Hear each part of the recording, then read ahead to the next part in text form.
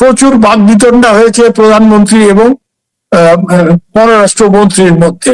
আমার বন্ধু বান্ধব আছে, তো ছোট ভাইরা আছে, বিভিন্ন জায়গায় ছোট বোনরা আছে, হ্যাঁ, বাংলাদেশের গোয়েন্দা বিভাগে আমরা খবর টবর সব পাই। তো কথা কাটাকাটি হয়েছে, বচসা হয়েছে, এবং সম্ভবত মানে বচসার সময় অনেক হইচই শোনা গেছে, কিন্তু কি ব্যাপারে সম্ভবত এটা নিয়েই হচ্ছে, এই দিল্লি সফর নিয়েই খলিল সাহেবরা স্যাবোটেজ করার চেষ্টা করছে এটাকে। খলিল সাহেবরা খুব চাপ দিচ্ছে এখানে, অসম্ভব রকম চাপ দিচ্ছে যে তারেক রহমান যাতে কোনো অবস্থায় ব্রিক্সে না যায়। এখন ব্রিক্সে দিল্লিতে যে সামিট, তাতে না যাওয়ার জন্য একটা কেস বিল্ড আপ করছে।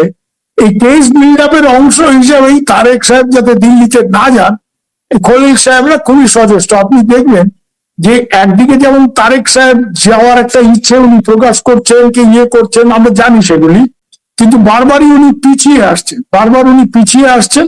এবং কেন আপনি দেখবেন যে বাদ সাচ্ছে কে, ফরেন মিনিস্ট্রি, এই মোফার থেকে খুব কড়া কড়া হয় প্রেস নোট দেওয়া হচ্ছে, নানা রকম কথা বলা হচ্ছে যে শেখ হাসিনাকে ফেরত দিতে হবে, এই করতে হবে, সেই করতে হবে, মানে ইম্পসিবল কিছু কিছু কন্ডিশন লাগানোর চেষ্টা করা হচ্ছে। পুরো ব্যাপারটাই হচ্ছে একটু sabotage Tarique Rahman visit to Delhi, যাতে করে ভারতের সাথে সম্পর্ক তার ভালো না হয়। কারণ এখানে আপনি একটা জিনিস বোঝার চেষ্টা করুন, মায়ানমারে ভারত যেহেতু আমেরিকার হয়ে খেলতে রাজি হয়নি, ভারত যেহেতু বলেছে আমার ভূখণ্ড ব্যবহার করে মায়ানমারে গেরিলা যুদ্ধের পেছনে হাওয়া দেওয়া চলবে না, এবং আমেরিকার একজন টপ এজেন্ট সিআইএ যে মায়ানমারে এইসব গেরিলাদের ট্রেনিং দিয়ে ফিরে আসার সময় আমাদের উত্তর পূর্বাঞ্চলীয় রাজ্য মিজোরামে গ্রেপ্তার হয়েছে, সেই ম্যাথিউ ভ্যান ডাইক এবং তার সাথে 7 জন ইউক্রেনিয়ান, তাদের তো ভারত আটক করে রেখেছে, আমেরিকান 1004 সত্ত্বেও তাদেরকে ছাড়েনি।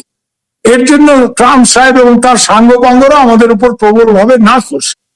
এর জন্যই বাংলাদেশের গুরুত্ব বেড়ে গেছে আমেরিকার কাছে, যে আমেরিকা দেখছে ভারত মায়ানমারে খেলার জন্য আমেরিকাকে রাস্তা করে দিচ্ছে না, তো বাংলাদেশকে হাত মোচড় দিয়ে শেখ হাসিনার সরকার, শেখ হাসিনা থাকলে তো এটা পারতো না, এর জন্যই শেখ হাসিনাকে ফেলা হয়েছে এবং ফেলে ইউনূস সাহেবকে বসানো হলো। ওদের চেষ্টা ছিল ইউনূস সাহেবকে 5-10 বছর রাখবে, তো যে কোনো কারণে হোক সেটা সম্ভব হয়নি।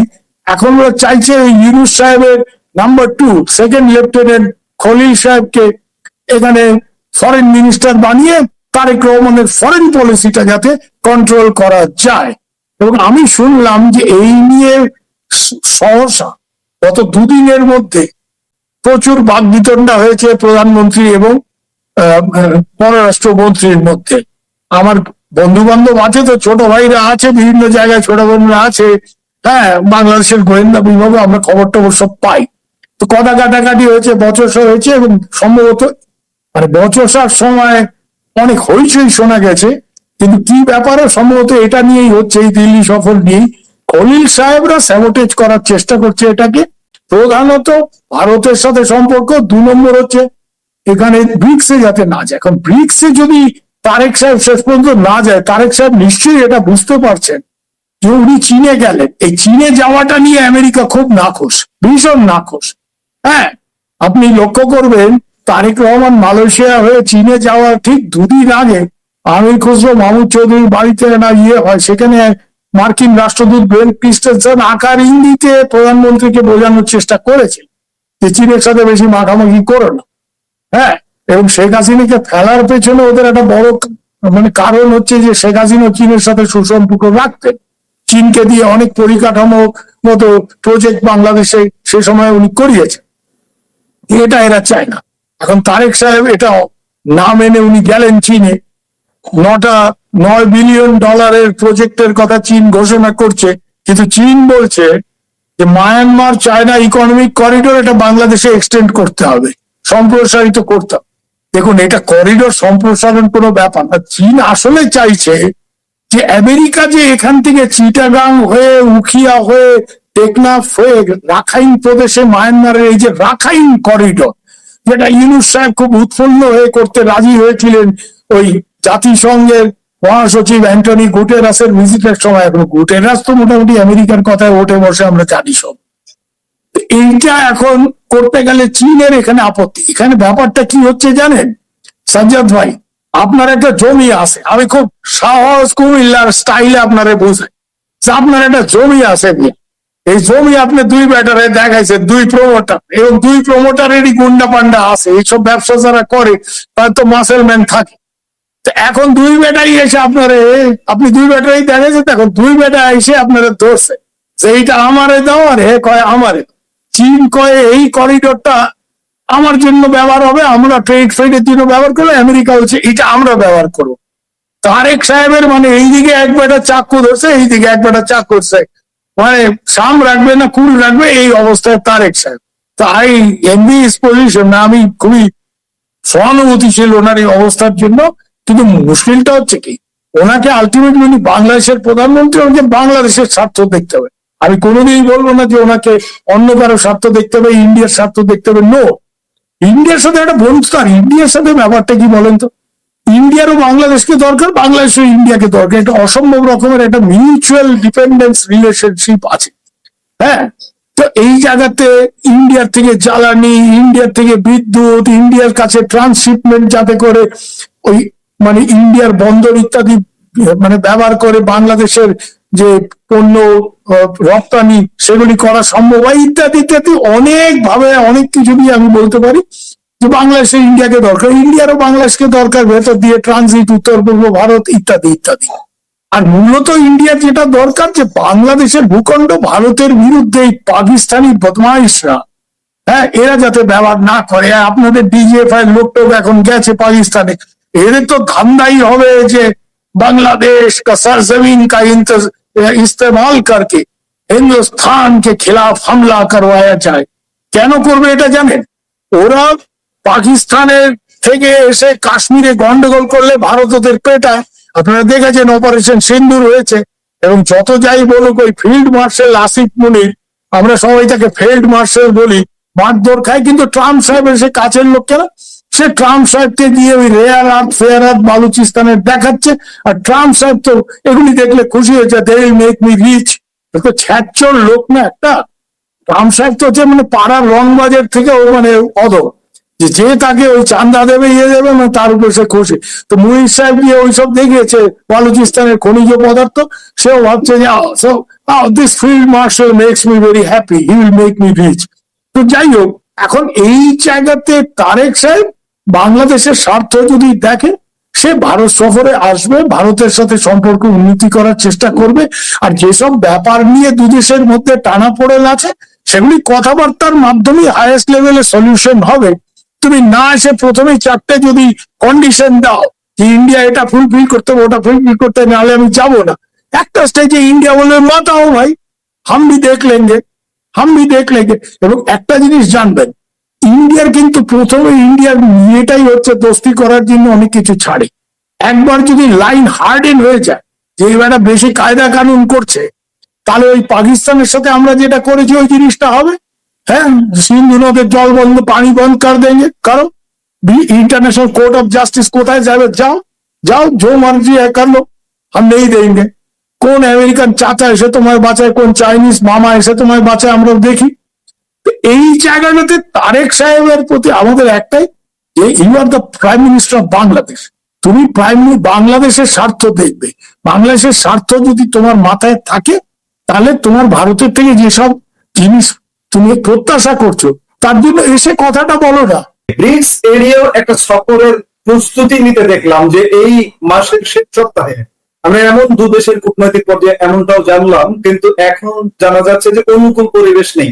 কি অনুকূল পরিবেশ চায় তারেক রহমান বা তারেক রহমানের সরকার? আপনার কাছে কি মনে হয়, কি চায় তারা? না না, অনুকূল পরিবেশ টরিবেশ কিছু না, এগুলি খলিল সাহেবের মস্তিষ্ক প্রসূত। আপনি দেখবেন এই স্টেটমেন্ট গুলি দিচ্ছে ফরেন মিনিস্ট্রি, এবং তারেক রহমানের প্র্যাকটিক্যালি ফরেন মিনিস্ট্রির উপর কোনো কন্ট্রোল নেই।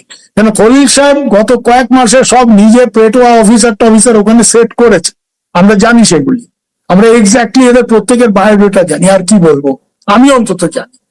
হ্যাঁ, বাংলাদেশের কর্মী আর দাড়ির রং কি আর কার কয়টা বেগম, এই খবর আর কেউ রাখুক না রাখুক, দিল্লিতে সুবীর ভৌমিক রাখে, বুঝতে পারছেন? হ্যাঁ, আমি একেবারে আমার কইলে স্টাইলেই কইলাম যে আমার লাগে দিল্লি সরবাজি ভারবাজিরা ভুজুং ভাজুং দিতে পারবো, আমারে পারবো, আমি জানি। তো এগুলি we know that this is a delivered thing. আর দেখুন, ব্রিক্সে আসবে না, এটা তো মানে এটা তো বাংলাদেশের কত বড় ক্ষতি হবে। কারণ ব্রিক্সে যদি তারেক সাহেব না আসে, এর তো ভারতের থেকে বেশি ওনার উপর রুষ্ট হবে চীন। চীন বলবে যে আরে তুমি আমেরিকার চাপে পড়ে ব্রিক্সে আসছো না, আর তুমি আশা করছো আমরা এত $9 বিলিয়ন প্রজেক্ট তোমার দেশে করবো, তো why should we do it? এটা করতে গিয়ে আমেরিকাকে খুশি করতে গিয়ে তো চীনের যে বিনিয়োগ, যেটা বাংলাদেশের সত্যিকারের প্রয়োজন, যে বিভিন্ন বন্দর, বিভিন্ন অন্য সব প্রজেক্ট, এগুলি বাংলাদেশে হওয়া দরকার, এসব পরিকাঠামোগত প্রজেক্ট বাংলাদেশের প্রয়োজন আছে। হ্যাঁ, তো এর জন্য এগুলি মানে জলাঞ্জলি দিয়ে ব্রিক্সে উনি আসছেন না।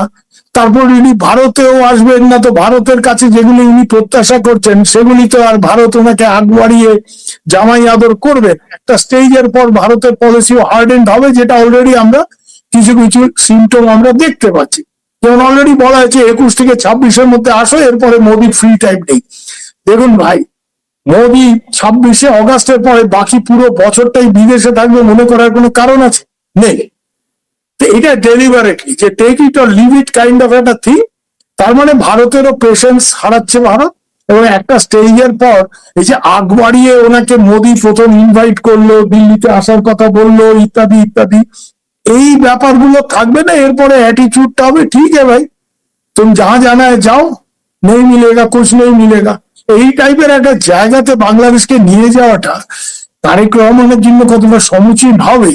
এবং সম্ভবত এই কারণেই হয়তো আমার কাছে যেটা খবর আসছে আমার ছোট ভাইদের থেকে, যে পররাষ্ট্রমন্ত্রী আর প্রধানমন্ত্রীর মধ্যে কথা কাটাকাটি হচ্ছে, সম্ভবত এইসব কারণেই কিছু একটা হবে। মানে Tarique Rahman ultimately has to behave like a prime minister. এই যে আরেকজন ডেপুটি প্রাইম মিনিস্টার হতে চাইছে, বা উনি মানে প্রাইম মিনিস্টারের থেকে অ্যাকচুয়াল ডিফ্যাক্টো প্রাইম মিনিস্টার ওই সালাউদ্দিন সাহেব, এখন খলিল সাহেব। একটা দেশে একটা প্রাইম মিনিস্টার হয়, এই একজন actual prime minister, de jure prime minister, আর 2-3 জন ডিফ্যাক্টো প্রাইম মিনিস্টার, এইভাবে কোনো সরকার চলতে পারে না। কমান্ড একজনের হাতে থাকতে হবে। এটা বাংলাদেশ দেখেছে, ওই শেখের বেটি যেভাবে চালাইছে দেশটা, আমি অন্য কিছু না, মানে কন্ট্রোলের দিক থেকে বলছি, ওইভাবে না হলে Bangladesh is a difficult country to govern. বাঙালি খুব সহজ জাতি না, আমি নিজে বাঙালি হয়ে বলছি, আমরা সুযোগ পেলেই গোলমাল পাকাই। তো ওইখানে একটু ওই শেখের বেটির ডান্ডা যেমন দরকার ছিল, এখনো ওইরকম একটা ব্যাপার দরকার। নাহলে যে যা খুশি চাঁদাবাজি, যে যা খুশি মন্ত্রী হয়ে যা খুশি তাই করবে, এইভাবে তো দেশ চলতে পারে না।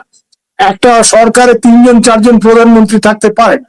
তো Tarique Rahman has to assert, 1 number, he has to behave like a prime minister. হ্যাঁ, আর সেকেন্ডলি ভেরি ইম্পর্টেন্ট, ওনাকে বাংলাদেশের স্বার্থ দেখতে হবে। ওই অমুক চাচা তমুক চাচা, ওই ট্রাম্প চাচা কি অমুক মামা, ওইসব করলে হবে না। ওনাকে বাংলাদেশের স্বার্থ দেখতে হবে, নাহলে বাঙালি খুব গোলমালে জাতি। বাঙালি যেভাবে ওনাকে হই হই করে ভোট দিয়ে ক্ষমতায় এনেছে, আবার গালিগালাজ করতেও অমুকের বাচ্চা তমুকের বাচ্চা বলতেও বেশিক্ষণ সময় নেবে না। অলরেডি সেই প্রক্রিয়া কিন্তু শুরু হয়েছে। যে তারেক সাহেব has to assert, he has to behave like a prime minister. আর সেকেন্ডলি ওনার কন্ট্রোল নিতে হবে, এবং বিএনপির উপরে সাংগঠনিক দিক থেকেও, প্রশাসনিক দিক থেকেও, রাজনৈতিক ভাবে কন্ট্রোলটা নিতে হবে। কারণ এর বিরুদ্ধে, এর মধ্যেই আপনি দেখুন, আমার ছোট বোন, আমার দেশের বোন রুমিন ফারানা, এত বছর সে ইয়েতে ছিল বিএনপিতে, এখন অভিযোগ তো সেই করছে যে বিএনপি চাঁদাবাজি করছে, অমুক করছে। তো শি ইজ নট রং। আমি জানি, আমি বাংলাদেশে থাকতে যখন ঢাকায় কাজ করি বিডি নিউজে, আমি একজন রিক্সাওয়ালা, তার সাথে আমার খুবই দোস্তি, তার বাসায় গিয়ে দাওয়াতও খেয়েছি, ওই বনানী রেল লাইনের ধারে যে বস্তি। হ্যাঁ, আমি যেমন বড় বড় লোকের বাসাতে দাওয়াত খাইছি, আমি এই আশরাফ মিয়ার বাসাতে গিয়ে দাওয়াত খাইছি। হ্যাঁ, যে ভাইজান দাওয়াত দিলে আইবেন নি? আমু, কিন্তু তোর তো আধা বেলা কাম নষ্ট হবে। না না, আপনি জুম্মার দিন আসেন, নামাজ কালাম করুন, বেগম রান্না করবে। তো তার বেগম ডাইল আর ইলিশ মাছ ভাজা করছে, এইটা খাইছি ভাত পাইতে বসে। তো আমি আশরাফে জিজ্ঞেস করলাম যে ভাইজান অবস্থা কি? আরে দাদা আর কোয়েন না, চান্দাবাজির ঠেলায় আগে মাসে একবার যুবলীগ ছাত্রলীগের পোলা বানায় চান্দা নিত, যা দিতাম তাতে খুশি হয়ে চলে যেত। আর এখন প্রত্যেক দিন না হইলো 2 দিন অন্তর অন্তর আইসে, এই মিয়া রোজগার তো ভালোই করছে, 100 টাকা দিয়ে যাও। আরে কি মিয়া, রোজগার কত করি? 700-800। আর সালা 100 টাকা যদি তাকে রোজ দিতে হয়, তো বেগমরে খাওয়া মোটা কি আর বাচ্চাদের পড়া মোটা কি? তো এই হচ্ছে ব্যাপার। তারপরে সে কইলো দাদা আমরা 3 বছর রিক্সা চালাই, 2 জনের চিন্তাই হয়ে গেছে, আমার জানি কবে সালা ঘরে খুব পড়ে। তো দিস ইজ দি কন্ডিশন। আমার আরেক ধরেন আমার এক আপু ছিল, ওই বিডি নিউজে ক্যান্টিন ম্যানেজার ছিল। তো তার মেয়ের আমাকে মামা টামা ডাকে। তো এদেরকে আমি তখন যোগাযোগ করে মানে করে দিছি, কিছু লোন টোন পাওয়াই দিছি ওই সময়, আওয়ামী লীগের সময়। ভালো ব্যবসা, মানে একটা কাপড়ের দোকান, একটা ফাস্ট ফুডের দোকান, এরা ভালো দোকান টোকান করে 3 বোন মিলে চলছে।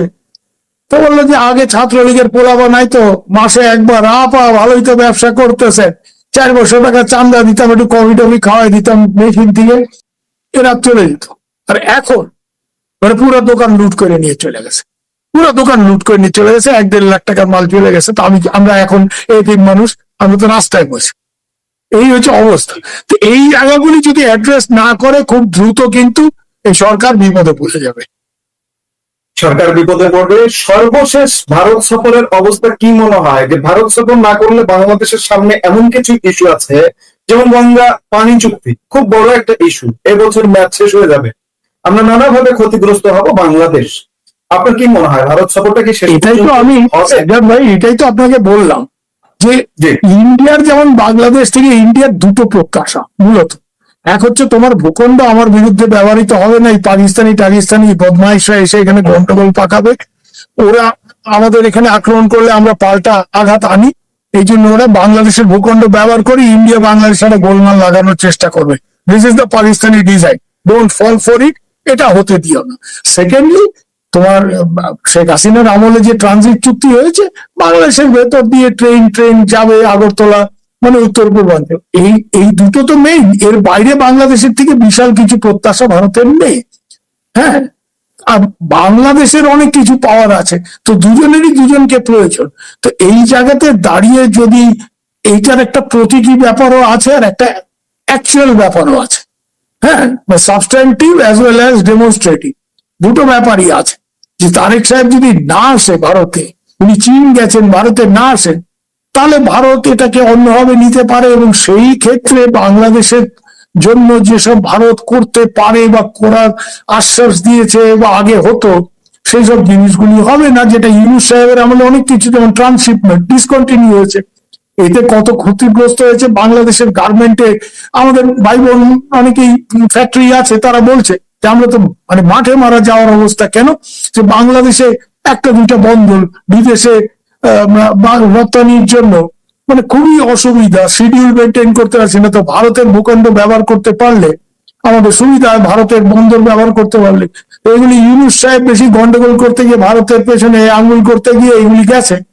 তো এগুলি যদি ফিরে পেতে হয় বাংলাদেশকে, তাহলে বাংলাদেশকে অবভিয়াসলি মানে ভারতের সাথে মানে you have to play ball both sides. এক হাতে তালি বাজে না, এটা সবাই বোঝে। এটাই আমার শেষ বক্তব্য, যে বোথ নিড ইচ আদার, সেই ব্যাপারটা বুঝে ডিপ্লোমেসির মতো করো। ডিপ্লোমেসিটা আর মেঝে বক্তৃতা দেওয়া, ওই এই এনসিপি ট্যান্ডোদের খুশি করার জন্য তারেক সাহেব শেখ হাসিনার প্রত্যাবর্তন না হলে বা দিল্লি যেতে পারবেন না, এমন ভাবে কথা বলছে। আরে মিয়া, 3টা তো সিট তোমার, এমন ভাবে কথা বলছো যে এই নাহিদ সাহেব উনি প্রধানমন্ত্রী। এগুলি করলে হবে না। ডিপ্লোমেসির জায়গায় রেখে ডিপ্লোমেসিটা করতে হবে। ভারত সফর নিয়ে যে নাটকীয় অবস্থা চলছে, এটাকে কেউ কেউ বলছে যে তারেক রহমানের সরকার বা তারেক রহমান একটা নাটকীয় অ্যাটিটিউড করছে। ওই যে আপনি এনসিপির কথা বললেন, জঙ্গি জামাত এর সঙ্গে যুক্ত আছে, তাদেরকে দেখানোর জন্য এই অ্যাটিটিউডটা করছে। এটা কি মনে হয় শেষ পর্যন্ত ভারত সফরটা আসলে করবে এই নাটকীয়তার পরে? আপনার কি মনে হয়? দেখেন, বাংলাদেশে একটা অ্যান্টি ইন্ডিয়ান ইকোসিস্টেম আছে, এবং সেই ইকোসিস্টেমের এখন নেতৃত্ব দিচ্ছে জামাত। ওপেনলি খুব একটা কথা বলছেন না, জামাত খেলছে এনসিপির এই ট্যান্ডলদের দিয়ে, এরা চেঁচামেচি করছে, হ্যাঁ এই করতে হবে সেই করতে হবে। হ্যাঁ, এদের পেছনে আরো কিছু লোকজন আছে যারা একসময় ইন্ডিয়া বয়কট, ইন্ডিয়ার পণ্য বয়কট করো। ইন্ডিয়া বয়কট ফয়কট যে কার্যকরী কিছুতেই হতে পারে না, তার সব থেকে বড় প্রমাণ বাংলাদেশের সাধারণ মানুষ তো ইন্ডিয়াকে বন্ধু হিসেবে দেখে।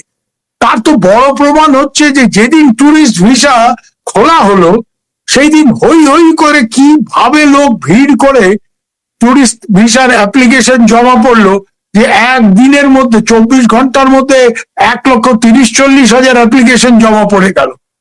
এটা কি সম্ভব কোনোদিন? যে ভারতে আসার যদি একটা ইয়ে না থাকলে, আমরা তো নিজেরা ভাই ফেস করি কি পরিমাণ লোকজন, আমাদের এই ভাই বোনরা যে দাদা অ্যাপ্লিকেশন করছি, একটু ভিসাটা করা দাও, এই করে দাও, সেই করে দাও। কত লোকের ভিসা আমরা একে বলে ওকে বলে, দিল্লিতে বলে, ঢাকাতে বলে করাতে হয়। তো বাংলাদেশের সাধারণ মানুষ ভারতকে বন্ধু হিসেবে দেখে, এবং তার জন্য ভারতে আসার একটা তাদের তাগিদ আছে। ভারতের পণ্য, দেখুন আপনাকে সাজ্জাদ ভাই আমি কতগুলি প্র্যাকটিক্যাল জিনিস বলি। আমার এই বাংলাদেশের যে বইনরা, এই বইনের লিস্ট ইজ লং। আমি দু একজনের নাম আপনাকে বললাম, কিন্তু এই লিস্ট ইজ লং। হ্যাঁ, মানে খুব, মানে আপনাদের পরিচিত মুখ তারানা আলিম, রুবিন ফারানা, ব্যারিস্টার তানিয়া আমির মতো বইন যেমন আছে, আবার খুব সাধারণ ইয়ে করে ওই গার্মেন্ট ফ্যাক্টরিতে, মানে গার্মেন্ট ফ্যাক্টরিতে মজদুর বলেন, মজদুর ইউনিয়নের সেক্রেটারি, ওই লাকি নাকি, এরকম অনেকেই আছে। তো এরা যখন এখানে আসে, আমার ওয়াইফের সাথে বৌদি, মানে এদের ব্যাপারটা হয়েছে কি, যে রাজনীতি, লেখাপড়া, দেশের খবর, এগুলির জন্য দাদা, আর শাড়ি কেনা, ডাক্তার দেখানো, সিনেমা দেখা, এগুলি হচ্ছে বৌদি। তা আমার বউকে নিয়ে এরা যখন ওই নিউ মার্কেটে ওই দয়ারাম টেক্সটাইল ফেক্সটাইল ওইসব দোকানে গিয়ে হাজির হয়, ওই মারোয়ারি মালিক সে তো দেখলেই বুঝতে পারে যে কে ইন্ডিয়ার আর কে বাংলাদেশের লোক। হ্যাঁ, কপালে সিন্দুর, উত্তম, এর থেকেই বুঝতে পারে। তো আমার ওয়াইফকে বলে, দিদি আপনি বসুন এখানে, চা কফি ভেজো, দিদিকে নিয়ে চা কফি ভেজো, দিদি আপনি বসুন এখানে, আপা আপনি এদিকে আসেন। বলে আপাকে শাড়ি দেখ কেন, দিদি তো একটা শাড়ি কিনবে, আপা 30টা শাড়ি কিনবে। বুঝতে পারছেন? আর যে ভারতে ঈদের বাজার থেকে শুরু করে, ছেলে পেলেদের লেখাপড়া করানোর থেকে শুরু করে, ডাক্তার দেখানোর থেকে শুরু করে, বাংলাদেশের লোকের এখানে আসার একটা ব্যাপার আছে। এই জন্য টুরিস্ট ভিসা খোলার সঙ্গে সঙ্গে, আর আমি তো আমার বন্ধু বান্ধবদের অনেকে ছোট ভাইদের দেখছি এই যে বিডি নিউজে থাকতে, যে এরিয়ার্স পাইছে, হ্যাঁ কিছু বেতন বকেয়া জমছিল, পাইছে, চলো মিয়া ক্যালকাটায় যায় একটু ঘুরে আসে। মানে একটু টাকা পয়সা হাতে আসলে, পরে হয়তো বেশি টাকা পয়সা হলে সিঙ্গাপুর কি অন্য জায়গায়, কিন্তু প্রথম জায়গা, ফার্স্ট ডেস্টিনেশন, চলো মিয়া একটু ক্যালকাটায় ঘুরে আসে।